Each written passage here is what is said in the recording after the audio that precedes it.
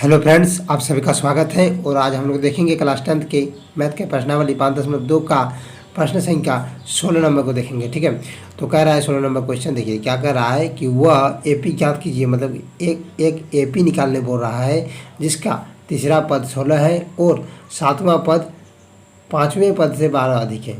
ठीक है, तीसरा पद क्या दिया हुआ है, 16 पे पद 16 दिया हुआ है। ठीक है, मतलब ये 16 दिया हुआ है और सातवां पद, ठीक है, मतलब सातवां पद पाँचवें पद से क्या दिया हुआ है, 12 अधिक है। ठीक है, तो इसको चलिए सॉल्व करते हैं।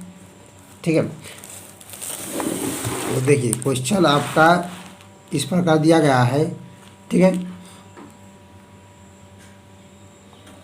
ठीक है ना, तो हमको एपी निकालने बोल रहा है। तो यहाँ पर ध्यान दीजिएगा, यहाँ पर क्या दिया है, देखिए जिसका तीसरा पद 16 है। ठीक है, मतलब A3 बराबर कितना दिया है, 16 दिया हुआ है। ठीक है, तीसरा पद मतलब क्या होता है, मतलब देखिए इसको लिखना नहीं, A1 A2 A3 A4 ऐसे करके एपी चलता है ना।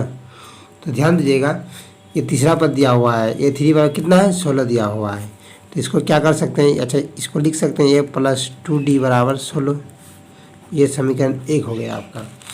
आगे क्या कह रहा है, देखिए ध्यान दीजिएगा, आगे कह रहा है और सातवां पद पाँचवें पद से 12 अधिक है। ठीक है, क्या कह रहा है, सातवां पद मतलब A7 बराबर A7 क्या कह रहा है, सातवां पद पाँचवें पद से मतलब A5 क्या दिया हुआ है, 12 अधिक है। पाँचवें पद से 12 अधिक दिया, मतलब +12 कर दीजिए। ठीक है, अब ध्यान दीजिएगा, अब आपको क्या करना है, अब इसको क्या करना है, एस जो A7 है मतलब S7 है, इसको क्या कर सकते हैं, A+6D कर सकते हैं और इसको A+4D कर सकते हैं ना, +12 कर सकते हैं। ध्यान दीजिएगा, यहाँ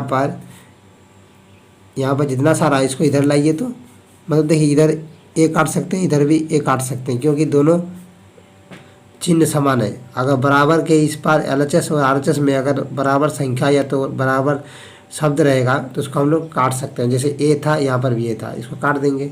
ठीक है, इसको अगर इधर भी लाते तो माइनस हो जाता, फिर कट जाता। ठीक है, तो यहीं से भी काट सकते हैं आप लोग। ठीक है, तो इसको देखिए इधर लाइए तो 6D - 4D बराबर 12 हो सकता है।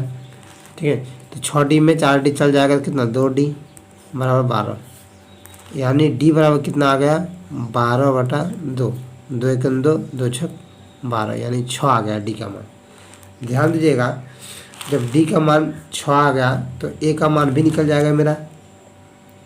यहाँ पर लिख सकते हैं, हम लोग यहाँ पर लिख देंगे, चलिए कि D का मान समीकरण 1 में रखने पर, ठीक है, D का मान समीकरण किस में रखेंगे, समीकरण 1 में रख देंगे। समीकरण 1 में रख क्या दिया हुआ है, ध्यान दीजिएगा, A+2D बराबर 16 दिया हुआ है। ये आपका समीकरण 1 है। ठीक है, तो देखिए D की जगह में क्या बैठा देना है, 6 बैठा देना है, तो A का तो A रह जाएगा, 2 × 6 बराबर 16। तो कितना हो जाएगा, A+6 × 12, 12 इधर हो जाएगा 16। तो A बराबर कितना होगा, 16 - 12 यानी 4 हो जाएगा।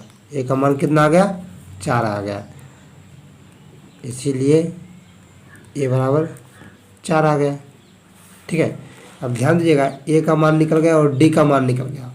कोई भी किसी भी एपी के लिए अगर A और D हमको मालूम हो जाएगा तो हम लोग कोई भी एपी निकाल सकते हैं। ठीक है, तो यहाँ पर A और D का मान निकल गया तो एपी निकाल देंगे। अब क्या करेंगे, देखिए, तो देखिए यहाँ पर ध्यान दीजिएगा, तो हम लोग जैसे एपी निकालते हैं, चलिए A1 बराबर एक, A1 को ही तो A कहते हैं। ठीक है, A1 को क्या कहेंगे, A कहेंगे। तो A1 कितना है, 4 है, हो गया।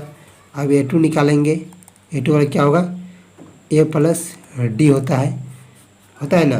तो A कितना है, 4 और D कितना है, डी का वैल्यू है आपका 6 है, 6 ज़र 10 हो गया, A2 निकल गया।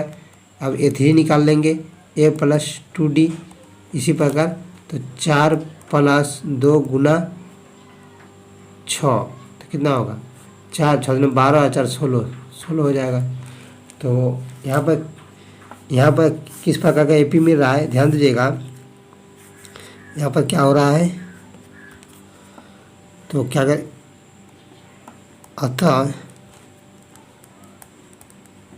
AP जो आ रहा है, क्या AP आ रहा है मेरा, A1 तो 4 है, ठीक है, A2 कितना है 10 है, और A3 कितना है 16 है। इसी प्रकार चलते जाएगा, ठीक है। ये एक AP बन गया, मतलब 4 10 16, ठीक है। देखिए कितना का अंतर आ रहा है, यहाँ पर 4 और 6 10, मतलब 6 का अंतर है। यहाँ पर D का मान कितना आ रहा है, 6 आ रहा है, ठीक है। और हालांकि मेरा D का मान तो पता है 6 ही है, ठीक है, मतलब 6 बढ़ते जाएगा, ठीक है। ये आपका AP बन गया, ठीक है। यही आपका आंसर हो गया, ठीक है। थैंक यू दोस्तों। अगर वीडियो अच्छा लगे तो लाइक कीजिएगा, और चैनल में नए हैं तो सब्सक्राइब कीजिएगा। Thank you.